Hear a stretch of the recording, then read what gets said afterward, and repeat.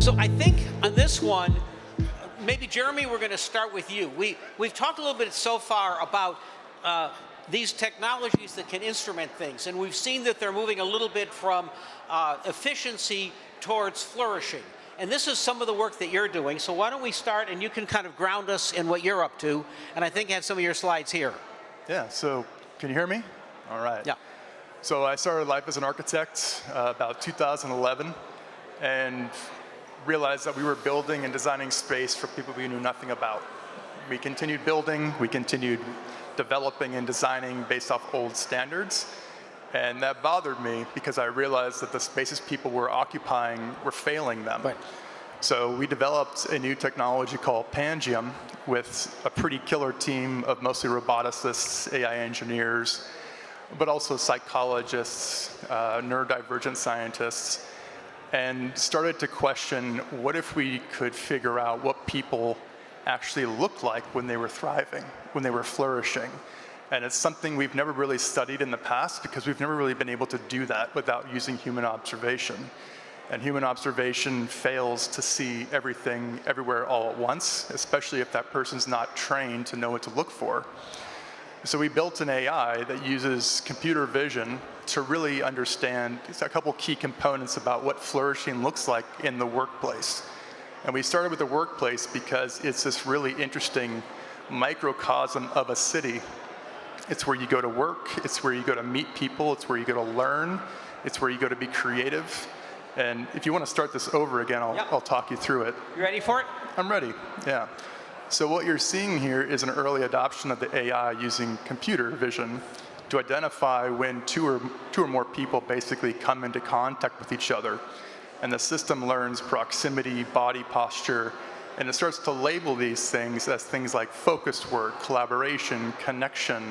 In this example, someone sitting in a conference room, sitting down, they join a collaborative moment. And this is kind of the baseline for what we were using to train this system to start understanding what is work actually look like? What are people coming in to actually do? And is our built environment supporting these behaviors? Or are they looking for something different? So we got our funding in March of 2020, which was the worst time possible for a built environment startup. So we had a lot of time to develop AI, and we asked our first customers, what are you curious to know about your employees after the pandemic? And they really want to understand, what are the younger employees that have never been in an office looking for? And what majority of them said was, I think these kids want to come in to be mentored. They want to be engaging with leadership, people that have been here and done this job for a long time. And where they do it doesn't really matter to us, but we want to make sure that the ergonomics of the space enable those connections to happen. And if you want to go back one slide, the reason we are using computer vision is tracking utilization and occupancy of space is really easy. It gives you a general heat map of where people are, but it doesn't tell you how they're using that space. An example of this is you give someone a picnic table in the middle of a building and they have nowhere else to sit, they're going to sit there.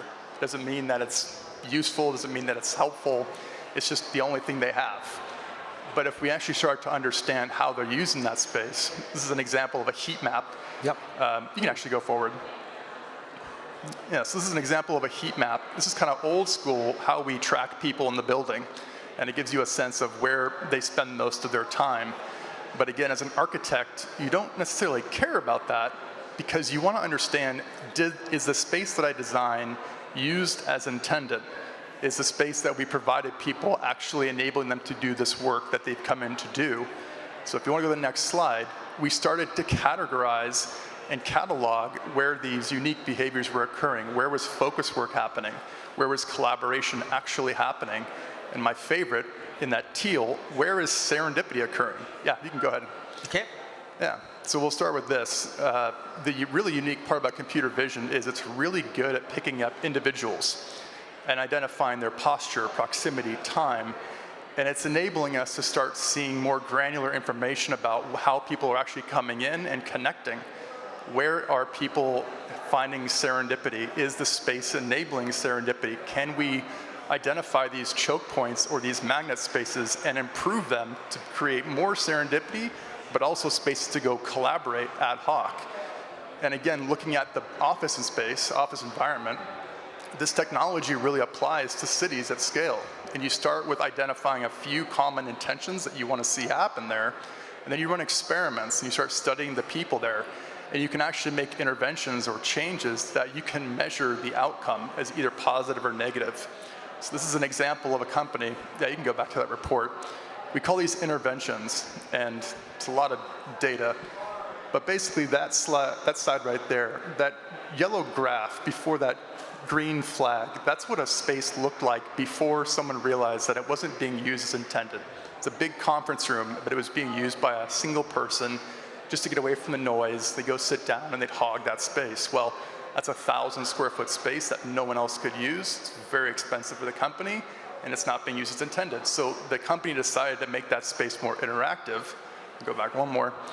And they put in new furniture and they tried all these new experiments, and they saw that once they ran that new change in that space, the behavior to the right of that flag started to improve as they intended.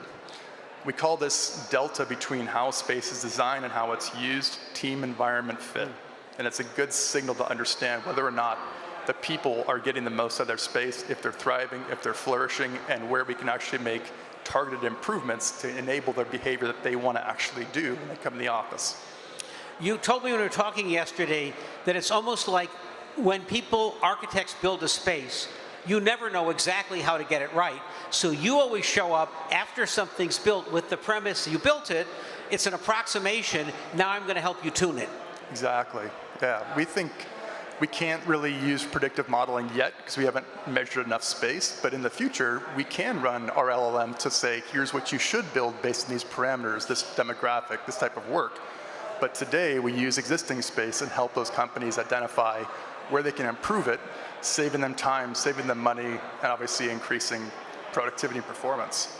Hamet, you're bringing us the investor's perspective. So tell us about your journey that you started focusing on this arena and kind of both the kind of investments you've made and how you're seeing this work out in the built environment. Okay. Yep. My name is Hamet Watt. I founded a venture studio in a firm called Chairman of Ventures. I'm not actually from the world of the built world at all. And my interest in it came because we run a venture studio and we're trying to invent new things and build new companies. I know there are not many people here, but by a show of hands, how many people go into an office every day? Holy shit, 0. 0. Okay, how many go in, 5 days a week? 0, 4. Okay, 3, we got a 3. 2, 1. Oh my. So, okay, this is not uncommon. Yeah. We were, we are in LA, and we're in Culver City, 50% vacancy in the space. No one wants to go in. No high performers want to go in. 0 people here went in. So we said, okay, can we force our folks to come in? Because innovation has to your point, innovation has to take place in person. Yeah. And so I gave a keynote talk at Gensler, the biggest architectural design firm in the world. They had 900 people from China, Abu Dhabi, and the whole thing. And I was like, why the F isn't there a concept space for the future of work? Why isn't there a concept car? I visited Ford, they had shitty offices, but they had an amazing concept car. Didn't have a steering wheel, by the way, which is telling. So I asked the industry why they didn't have it, and I got blank stares. I literally was like looking at people, and I was like, and then some people were kind of smirking, like, I've been trying to say we should have done it. The industry doesn't have it. I went on Google, I started searching. Concept space for the future of work. Nothing. A couple of renderings, a couple of BS things, but nothing substantial. So I'm like, how is this possible? No one wants to go in. A stand-up desk doesn't cut it. A regular office space clearly doesn't cut it. So why isn't someone just tearing this up? You got $2 trillion of real estate that's bricked. So then I started talking to REITs and people that own properties. And I was like, tell me about your portfolio. And they said, our portfolio breaks into 3 pieces. You got a sliver that's good to go. Apple and Nike, they're gonna be in those forever because they're beautiful tier 1 spaces. These are probably your clients, right? And then you've got the middle, the long tail, right off. No one's going in. write them off. Do not put $1 in it. It's gone. And then you have this middle section where it's like, shit, maybe we need to put some money in this to reimagine the space. And so we said, okay, if no one's going to build this, we're going to endeavor to build it. And after that Gensler talk, I had a long list of architects. And so we're just getting started, and I'm hoping to find some collaborators here. Definitely want to collaborate with you because that's amazing stuff. But we think that you need to tear up everything. Walls might need to be changed. Maybe they need to be optimized for AR, right? Scent machines, because we know that our senses play a huge role in how we produce work product. That needs to be considered. Lighting, temperature, all that, as well as the programming and the insights and analytics that are used to figure out how we exist in the space, which is your space. When I talk to these real estate folks, I realized that it was much more art than science. They're not thinking about our brains in terms of the space. And so anyway, that's the open call. We're looking for collaborators on that. We have our own space now that we're starting to think about how we could do a prototype version of this. But I think the industry needs a concept car the same way cars have concept cars. Yeah, varying from the template that you've been using is not common in real estate, right? They're very used to, real estate is very used to doing things the way they don't iterate much at all. Yeah. At all. I mean, this is the huge thing in San Francisco right now. How do you experiment? Who's willing to go try that? Who's wedded to their old rents and stuff like that? Thomas, you've thought a lot about interventions that create a healthier environment, and you've also been a journalist. So I'd love your reactions to what you've heard so far as we've had technology rubbing up against the human side of things. And I know you've been giving a lot of thought to kind of interventions in the built environment or in San Francisco that might make a difference. Yeah, so thank you for having me. I think it's actually been a fantastic session. I love the stuff that's going on in the commercial sector. What we've been doing at this nonprofit I have, Building H, we are inspired by Buckminster Fuller, who, for the nerds out there, they will know Bucky Fuller is a genius, mad inventor of the 20th century. But he argued that you shouldn't expect people to change. You should change their environments. And if you really want to create positive, healthy environments, you need to create, or healthier populations, you need to create healthier environments. And so really thinking about the defaults, like those picnic tables, like where you put those picnic tables, stuff like that. So I've been just of late very heartened by the upzoning that's happening here in San Francisco. And so, which is great. Zoning is essential. It's positive zoning, what they call zoning for health.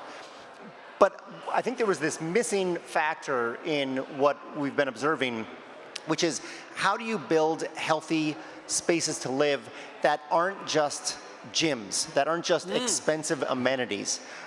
Because when developers see building for health, they kind of think of gyms, or they think about things that make their square footage for the apartments or the housing smaller, right? So what we tried to do was to think about how can you create more flexible spaces that promote health, not just through exercise, but simply from getting people to go out of their apartments or out of their houses. You've kind of described this as the gray zone between the parks department and a landlord. Yeah, exactly. But there's a lot of space in there that nobody's in charge of. Yeah, so we call it, if you think about mixed use environments, we call it loose use. So these are very flexible environments that people could start building. I don't know. Oh, that's a parklet. All right, yeah. So parklets. One of the ideas we have. So parklets were a fantastic phenomenon that's happened over the past. Did you say parklets? Parklets. Yeah. Damn, I never heard that. This was the very first parklet. Yeah. So in cities. You mean a patch of grass with a tree on it? Huh? Parklets. Just if people don't know what parklets are. This is great. It's where you take a parking space and get rid of the car, and then you can have this public space that isn't parklets. Parklet. Not like trying to be a park, but more like. This is great. Okay. This was the very park. first one. It was years ago, and guys from a rebar design firm found a parking spot, put a quarter in, put some sod down. Hey, I've rented it for 2 hours, and they made a park.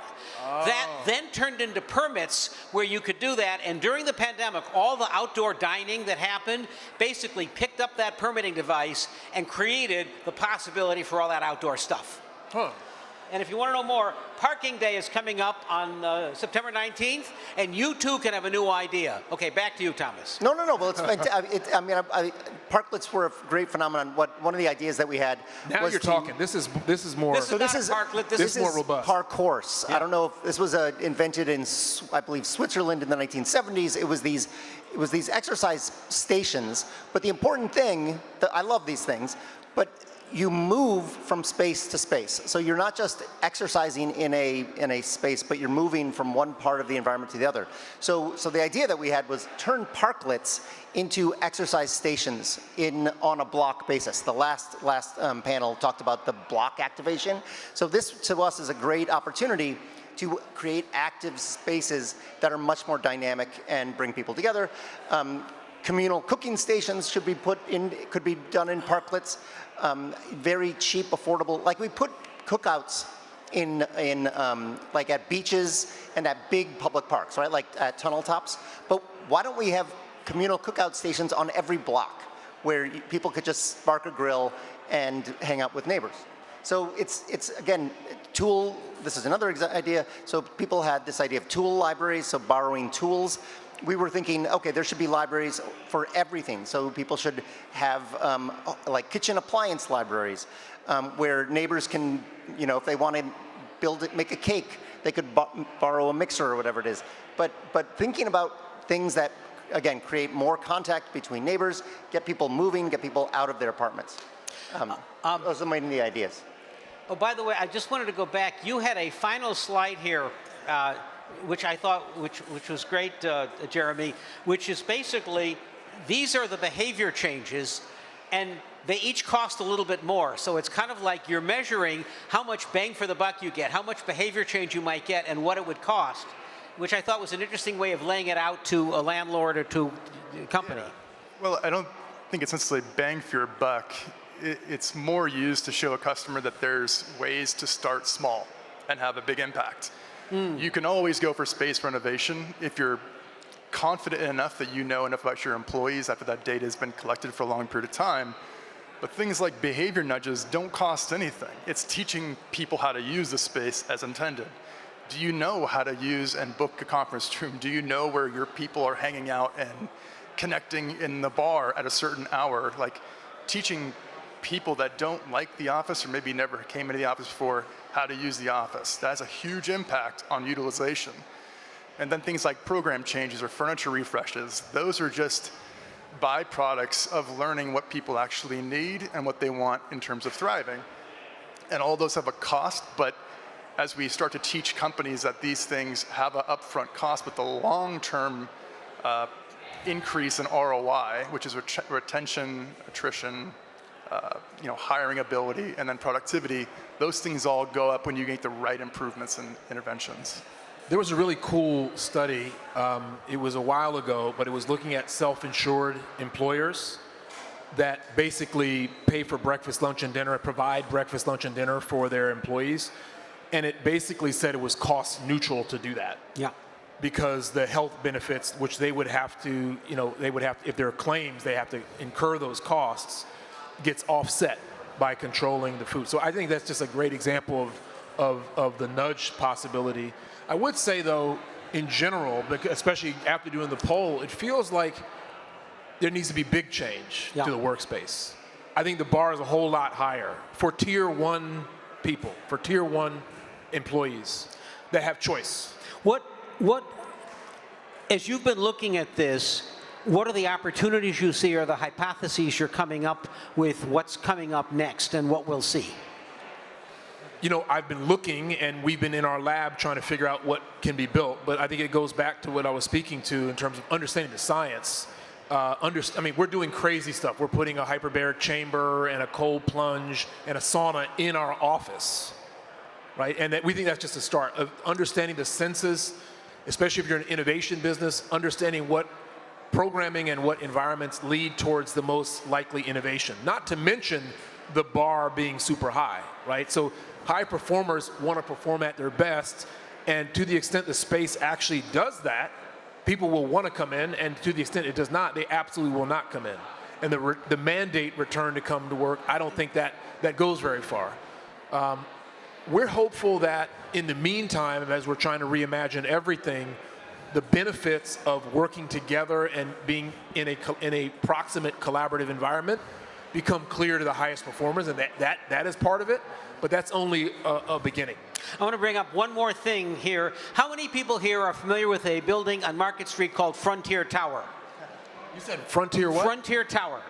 Okay, this is an unlikely thing. A few months ago, a couple of guys from Germany show up and they say, we have a great idea. We want to buy one of those office buildings that's vacant on Market Street because we're going to put a whole bunch of innovators in there and that's where innovation will happen. And we're like, you realize it's empty. They can't rent out the co-working spaces, and the innovators are already going to hacker houses and doing things. They went ahead and bought this building. I think they spent $11 million. It had been a $60 million building, but they had such a great community that suddenly one floor becomes simulation, another is gaming, another is flourishing, another is focused on wellness techs. Other people are working on deep tech and crypto, and you go in there, and like we were working on this talk and getting ready, and I had a question. I went down to the flourishing floor to talk to some people who knew about flourishing. And then Mickey had to go down to the synthetic biology floor because he had a question about CRISPR. And it was a kind of an essence, and I think some of this may have to do with how San Francisco startups work. You have roving teams of developers, they go to hackathons, they have to hang out, they keep reorganizing themselves, and I thought this was very unusual, but B, it seemed to tell me something about the future of work. And Jeremy, you say you've been there. I've been there, yeah. Well, there's a lot wrong with the built environment. Yeah. A lot. One is we have incredibly old infrastructure. Yeah. Two, we haven't developed new industry standards for designing. Yeah. Our materials are getting better, but we really don't know what it looks like to truly thrive in the environment. And that's why what we're doing is so hard. We think we know what we're looking for, but the reality is we probably have no idea what we actually need to measure. So learning and discovering and observing people at scale is going to teach us a lot about what we actually do together as humans. We don't know what that is. Like, we can't say, oh, put this furniture here and this person's going to be very happy. Maybe it'll increase 20%. That's it's a very positive impact.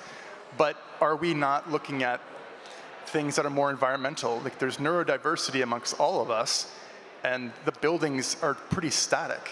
Like, they should be responsive, adaptive. They should be flexible. This building's probably 150 years old, right? It's not likely going to change its footprint anytime soon. But maybe this isn't what we need, right? Maybe hard angles, 90-degree angles, are actually really bad for us to be within. We don't know what it's doing to our subconscious. One of the things this points out is cities, which are not the most flexible structures. You build a building for 75 years, landlords are involved, and yet what we're seeing today is it's such a furtive area of experimentation, both because of necessity, because all the rules changed, and there's a lot of new ways of managing that, and I think that's a through line here. I think we have to wrap up. We probably have time for one question, or if anyone has anything else to say. Anything from the audience? There's a question. Somebody needs a microphone.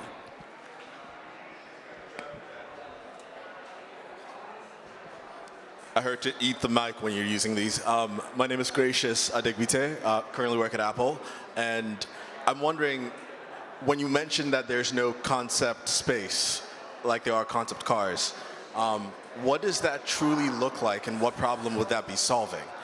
Because at work, I work at Apple Park, the fact that our ID team needs to do all reviews in the sunlight, the fact that we have to be surrounded by plants, we have an orchard on campus, you have to be surrounded by light to be able to do great work. That seems to be the driving impetus for why the environment is created that way. So for a concept space, what problem would it try to solve, and has it already been solved? You mean, has the environment outside already solved that problem? We should all work outside? Maybe, but there's $2 trillion of space that would be bricked if that's the case. I think you're onto something. I think biophilic environments, I think natural light, I think indoor-outdoor structures. are just part of it. I think the point one of you guys were making was around the programming and what brings people together around a common purpose and how can we facilitate that in an interesting way. But yeah, if you say the concept space for the future work is get your ass outside, maybe that's it. But then that's bad news for the $2 trillion of real estate. I think that there's an opportunity to simulate outdoor work. I think understanding that even this structure here, how long have we sat where there's people on a stage and there's rows of people? Is that the best structure for interacting and engaging with I don't know. I don't think so, by the way. I just think it's just the way we do it. So we're going to keep it up. So I'm really excited about digging into the science of what really drives those outcomes that we care about now more than ever.